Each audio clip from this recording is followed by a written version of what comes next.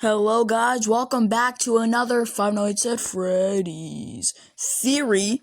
We're not doing an Into the Pit theory today. I'm saving that for a couple days because, hopefully I can play Into Pit in a couple days. I don't know. We need to talk about something.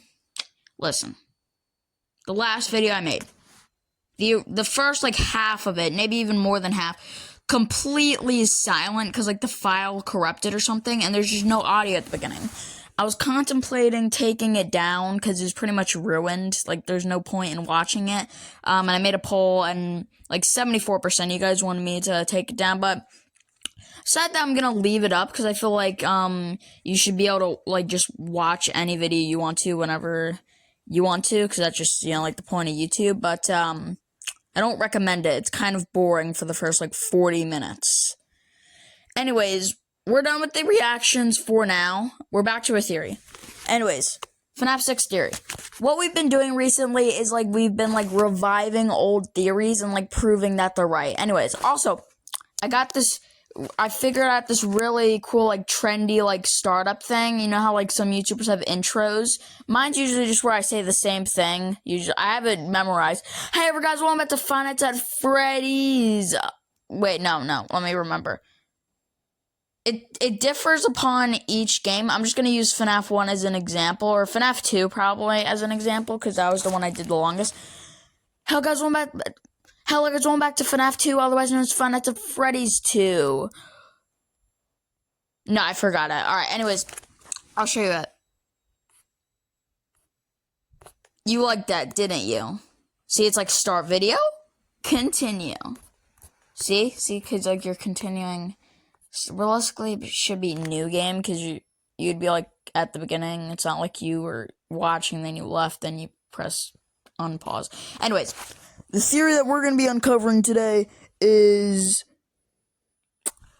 why Orange Guy, or what the FNAF community has nicknamed Mustard Man, is not Purple Guy, and is in fact Henry Emily. Now, this theory existed a long time ago back in the FNAF 6 days, but some more information that we have from the newer games, I could prove that this is 100% correct. In fact, we are not going to be using a single game over than FNAF 6, so they should have had this done years ago, and they did, but someone decided to make another theory. Anyways, here's my evidence.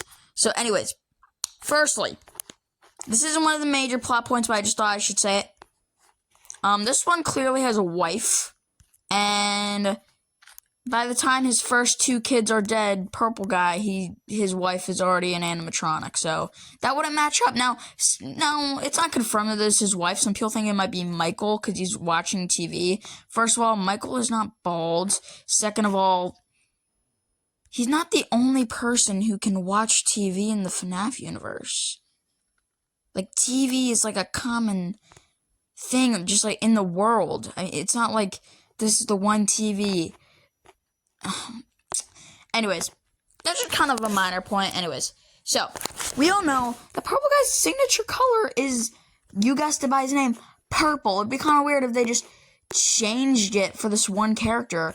Even when he looks different with the different forms in FNAF 2 and FNAF 4, FNAF 3 even, he's always purple in some way. I mean, it's his color. Even when he's like a stuffed bunny in VR, he still has purple eyes. So yeah, I don't think he would have just changed it. The creator of FNAF would have just changed it for no reason. That's very unlikely. So there has to, now we know that there is two owners of Fredbear's Family Diner, because in the FNAF 2 phone call, FNAF, I think it's night 5 or night 6. Probably night 5. Phone guy talks about, oh, we're going to try and get in contact with the original owners. That is plural. For any of you 2 years, plural means 2 or more. Anyways. So, obviously there was 2 original owners, and we know that Purple Guy might be one of them. Anyways, now some people like to counteract the fact that he's orange by saying, oh, it's just him in the suit. That's why he looks kind of yellow. Or orange, I guess. I mean, stop exiting out of the screenshot. Anyways, but, that makes sense, I guess. I mean, it looks the same color. That makes sense up until you get out of your car. It's raining. Spring locks go off when moist. This isn't a valid explanation. It really isn't. Anyways, so we also know that there is a grave site. This little pile of dirt right here. Now, some people think, I don't even know how you get here in the game. I don't know what kind of, like, shortcut glitch you have to do, but I don't know how you get there. Anyways, I just know that this place exists. Some people think that this is the crying child's grave. That might be true. But the thing is, no. Because we know this also proves an entirely different theory, but, you know. So we know that Henry has one daughter. Charlotte, who's killed and then turned into the puppet by Purple Guy. Anyways. But what if I told you? So there is a FNAF book called The Man in Room 1280, and this one spirit named Andrew is haunting him this entire time. And, he wears, like, a crocodile mask. If you guys haven't read the book, spoiler warning right now, skip to, like, any timestamp if you want to avoid this. Anyways, so, Purple Guy, after FNAF 6 fire, the firemen managed to get him out alive. They pry him out of the suit, and now he's just like a rotting corpse, and he's basically living off life support in the hospital.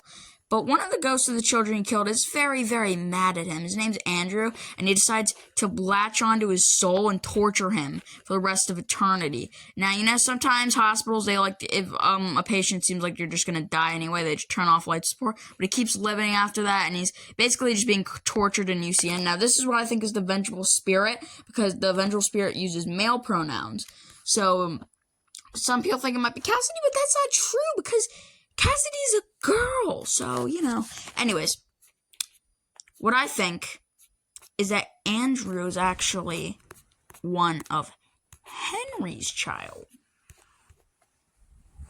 You ever think about that? And that's why during the Save Him minigame, the robot voice is like, save him, and not save her, because we know that in FNAF 6 minigame, this is what we're supposed to believe is the child from the other one, his only daughter. But it's very female-ish, and, when in the final FNAF 6 fire speech, he refers to her as a girl, so something's definitely going on here. I think he has two child. But the thing is, we know that when he, from this voice line, the wife says, leave him alone tonight. So that means that Charlotte would have had to die first. I wonder how this matches up with the timeline. So, also, some people might say, oh yeah, the grave isn't hers because, oh yeah, it turned into puppet. No, that argument would only not work for Evan and Elizabeth, but for this, you still see the dead body there after the puppet gets possessed, so it's obviously just soul transferred or something. I don't know how that works, but yeah, it doesn't work for Circus Baby, obviously. And also, the house is clearly different. Look at this. See how this is totally, totally different compared to this simple layout of just 2 rooms. I guess it's 3 rooms, because there's the living room when you walk in, and there's like a small corridor area where there's one door that leads to the bedroom. Anyways. But you might say, oh, they probably just moved after the children died. But no, we know that the house that they moved to after was the FNAF 6 house, because you clearly see that this one only has 1 door. But the FNAF 4 house has 2 doors, like a totally unnormal room. What room has 2 doors? Also, this layout for a neighborhood is very weird. Like, the entire neighborhood just revolves around this one house and the pizza place. And I guess this playground. It's kind of weird. Also, what house is taking up this much space? You could break through the wall in your house and then end up in a restaurant. Anyways, that doesn't even matter. Anyways, so, seems pretty clear. I feel like I'm forgetting something, and I'm going to be mad when I finish the video because I'm going to realize that I was forgetting something. Oh, yeah, okay, wait, that's later in the video, okay. Also, what does this change for Henry as a character? After FNAF 6 Fire, everybody sees him as, like, some amazing good guy. But, I mean, I guess it was, like, heroic to burn yourself in a fire, even though literally the only one you killed was yourself, because everybody else survived. So, but, I don't think he's that good. If this is Henry, I mean, He says that he'll be sorry when he gets back. He clearly seems like an abusive father, which is very sad. And and it also seems like he's drinking so much that he gets kicked out of the bar regularly. Because this green guy's like, hey man, you know you can't be here. Don't make this harder than it has to be. Some people think this is like a separate, like, FNAF. Some people think it's the FNAF 2 location. But, what kind of pizzeria has a bodyguard outside? I know that, like, it's supposed to be, like, way more secure, but that's what the puppet's for, so, you know. Also, he's, like, trying to kick down the door, like, oh, I'll open the door, you're not closing doors in my house. So, it obviously seems like the death of Charlotte has really ruined his life. Very sad, but listen. You know, this one voice line. He ran off to that place again, he'll be sorry when he gets back. Let's do a little timeline here. So the child breaks the window and runs off. You can see his little footprints here. These little, ignore the giant footprints. We'll talk about that in a later theory. So where's the place he ran off to? I think he ran off to the Fredbear's Pizzeria because he doesn't know what happened to Charlotte. He's just confused. He wants to figure out what's happening.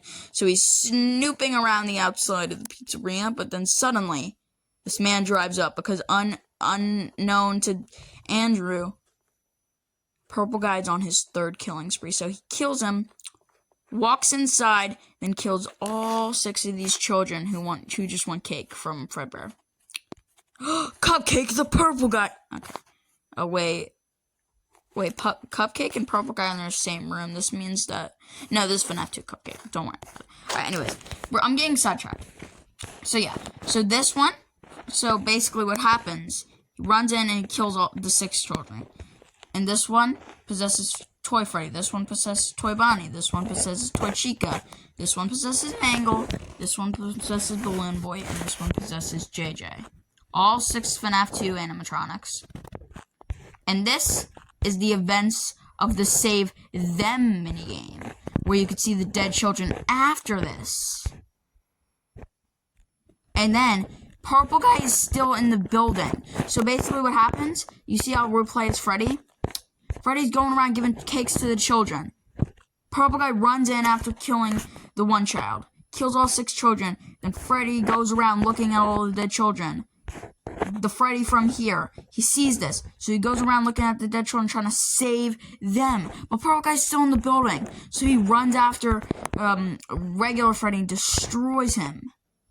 And this is why on night 5, the animatronics are described as more aggressive towards adults, but fine towards children. That's because this badge reminds them of the security guard badge, so that they're aggressive towards the security guards. And that's why the Midnight Motors game is called in the files later that night. That night. You wouldn't call something that night if it didn't have significance. It's obviously the night of the dead children's incident. The missing children's incident was the place before the FNAF 1 location, before the FNAF 2 location. So yeah. Anyways, that's it. Goodbye. I'll see you in the next one. It's kind of a small theory. Well, I'll see you in the next one. Goodbye.